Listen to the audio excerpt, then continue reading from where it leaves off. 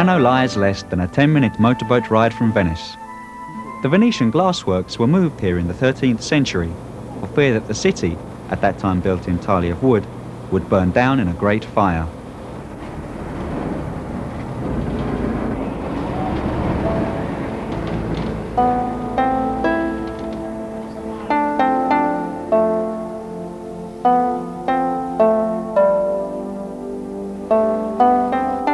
Let us set off to see the wonders of the world of glass. We are going to see the main glass-making techniques and visit the busy Formia glassworks, which stand just a few meters from Ponte Longo, the iron bridge that spans the Grand Canal of Murano.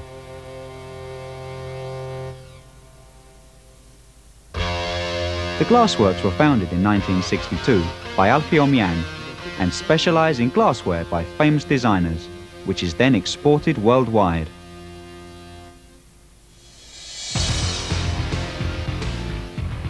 The order and cleanliness inside the glassworks is striking. This company is at the forefront of the creation of Murano glassware and employs as many as 70 skilled workers.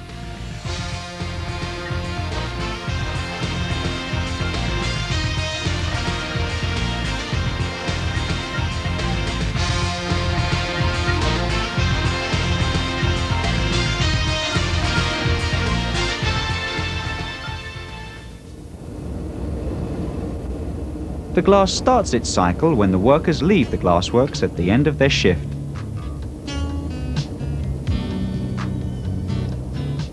At the end of the afternoon, the furnaces are filled with recycled sand and crystal. During the night, the raw materials are melted and the glass is made.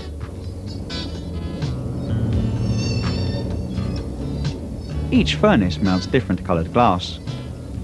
Here the ruby red is being loaded.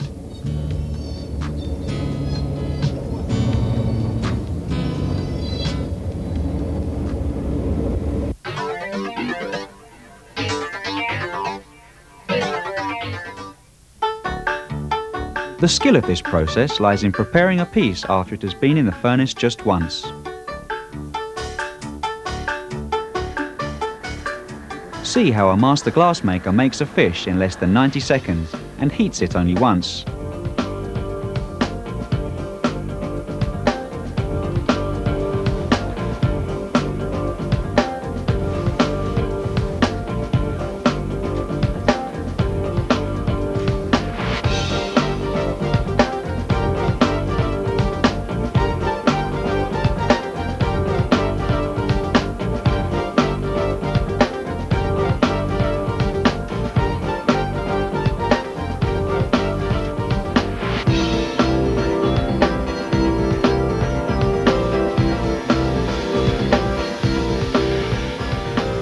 Here is the finished fish, ready to be put on display. Here we have another typical Murano process, the sbruffo. First, a glass ball is rested on the starting piece and is then blown by the master glassmaker. The layer of glass that forms the walls of the ball envelops the starting piece. After a few seconds, the glass solidifies and any excess glass is broken. Another different colored glass envelops the previous one.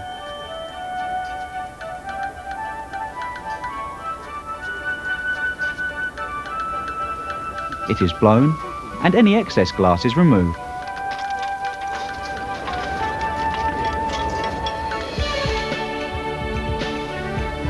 The procedure is then repeated a third time.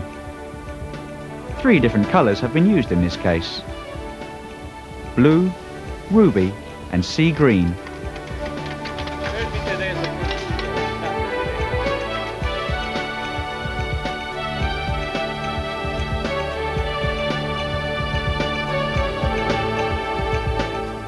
This mass of multicolored glass then passes into the hands of another master glassmaker, who fashions it into a fish.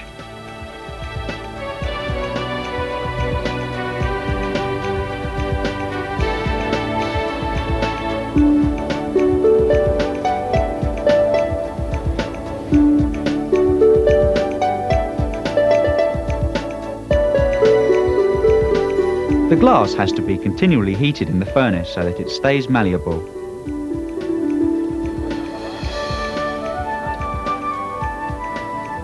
The unworked glass is supported and manoeuvred with a rod that is connected to the article by a supporting piece of raw glass called a fontello.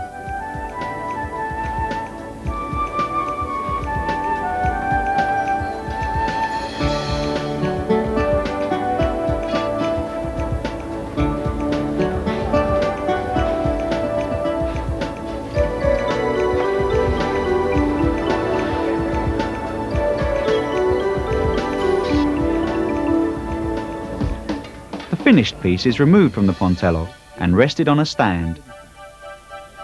It now has to undergo several hours of tempering and to cool gradually.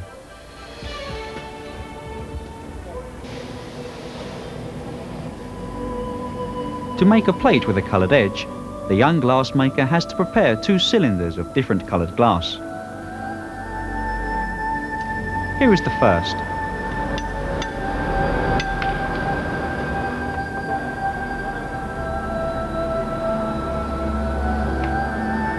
The cylinder is gradually opened.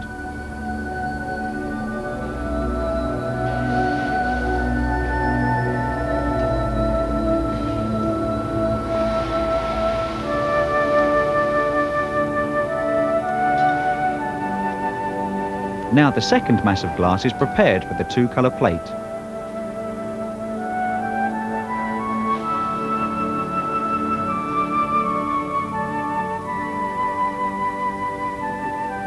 The glass is blown to widen its diameter and to make it thinner.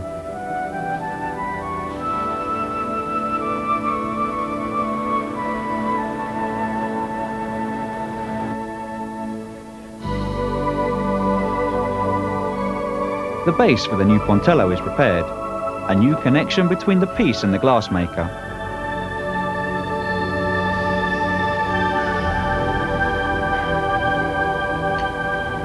The piece is separated from the previous fontello with a single stroke. The time has come not just to join, but to match the 2 pieces. It is hard to believe that in a few moments this object will become a large plate.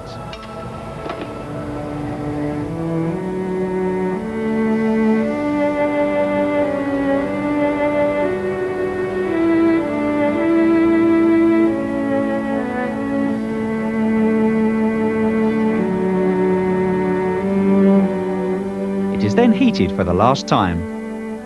Now the moment of truth. A touch of genius and the plate appears.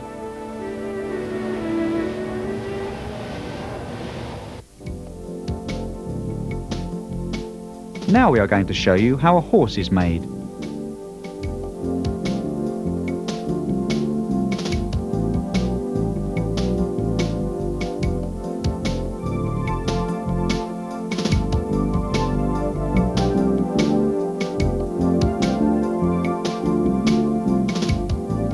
The main part of the body is fashioned, and then the glassmaker attaches the ready-made head.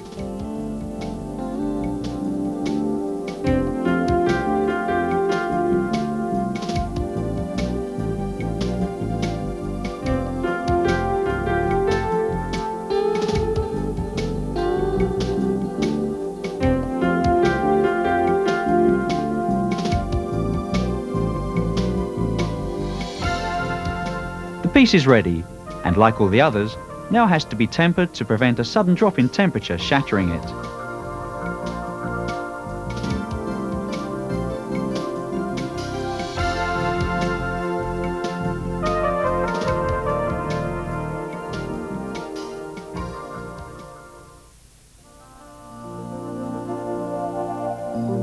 In Murano, art is a way of life.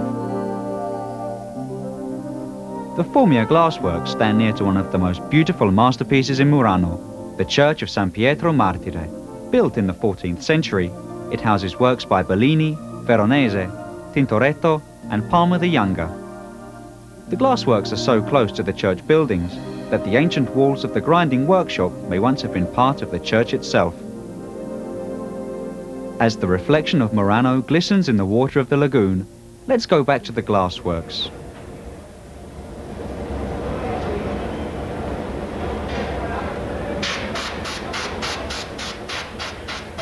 Close to a set of rods, the so-called piazza is at work.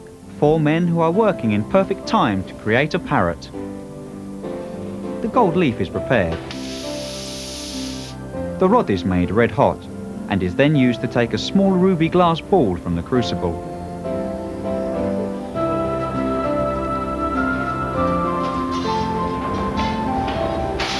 The finishing touches are being put to the so-called bicer. This is put in the furnace and the glass is then suctioned to fill the beaker.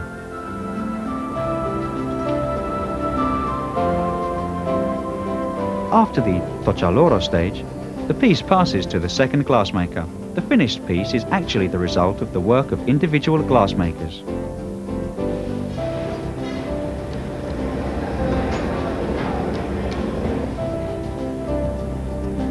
While the dance of the borselli and the taglianti continues, they are held without looking.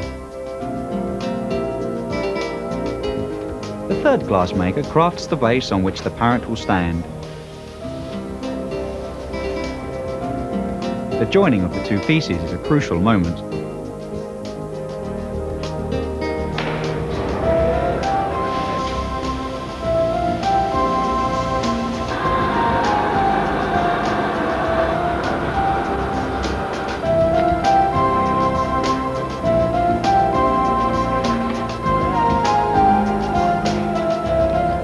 While the parrot's head is being completed, the base is being prepared.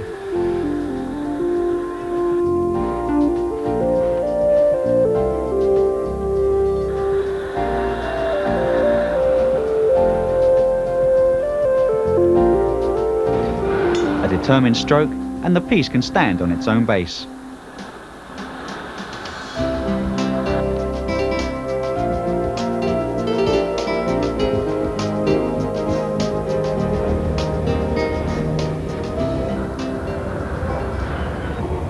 Fire, fire and more fire as the new piece is started.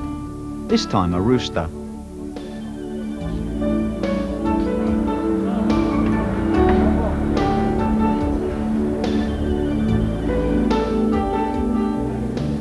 As glass and cuttings are added, the piece slowly begins to take shape.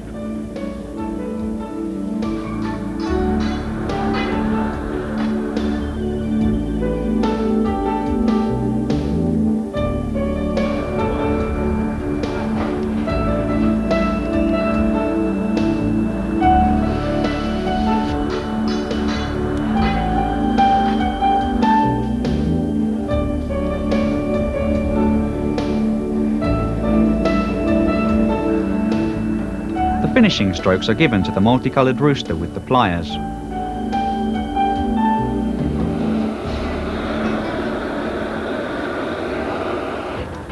Let's take a speeded up look at how the piece is made.